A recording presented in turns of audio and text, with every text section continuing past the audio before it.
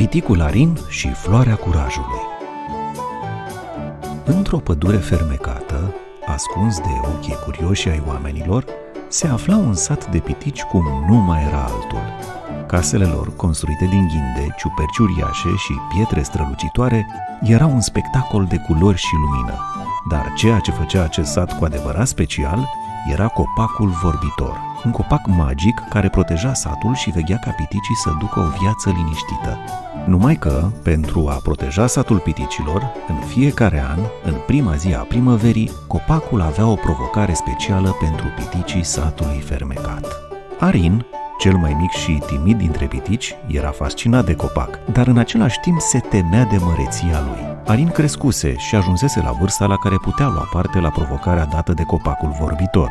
Însă lui Arin îi era frică. Nu se considera suficient de curajos sau priceput pentru a duce la îndeplinire o misiune atât de importantă pentru satul lui. În prima dimineață a primăverii, copacul i-a chemat pe toți piticii din sat să se adune lângă rădăcina lui strălucitoare. Cu o voce impunătoare, cuvintele copacului vorbitor răsunară adânc prin pădure.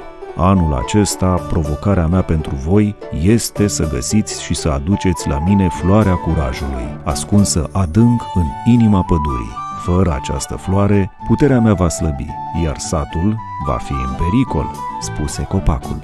Toți piticii erau nerăbdători să pornească în căutare, dar, înainte să plece în pădure, copacul vorbitor își îndreptă ramurile către micuțul Arin și spuse: Arin, tu ești cel care trebuie să conduci această misiune. Amuleta pe care părinții tăi ți-au oferit-o cadou la naștere și pe care acum o porți la gât este cheia către floarea curajului.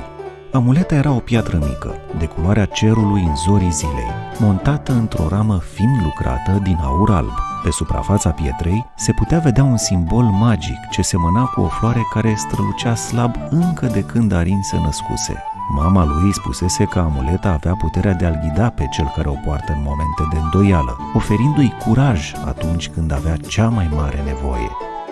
Arin se înroși de emoție și frică. Cum putea el, cel mai mic pitic, să conducă o astfel de misiune?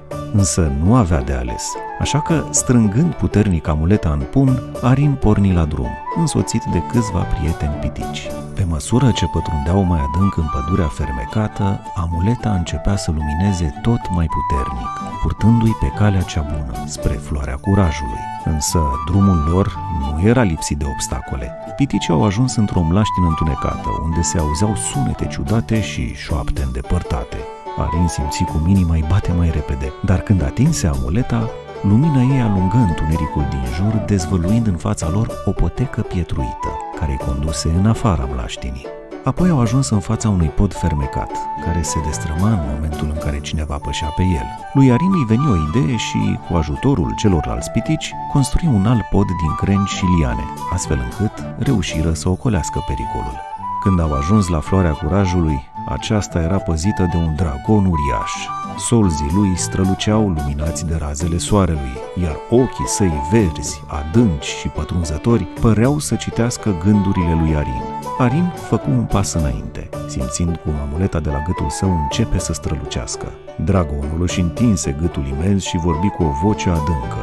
Cine îndrăznește să pășească pe teritoriul meu? Arin își strânse pumnii, încercând să-și stăpânească teama. Amuleta îi dădea curaj. Făcu un pas înainte și răspunse: Eu sunt Arin, din satul piticilor. Nu sunt cel mai mare sau cel mai puternic, dar am venit să iau floarea curajului pentru a-mi salva satul. Copacul vorbitor, protectorul nostru, își pierde puterea fără această floare.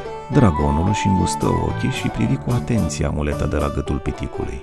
Amuleta pe care o porți este una specială. Ea luminează doar atunci când este purtată de cei care au intenții pure. Spune-mi, micuțule, de ce crezi tu că ești demn să iei floarea?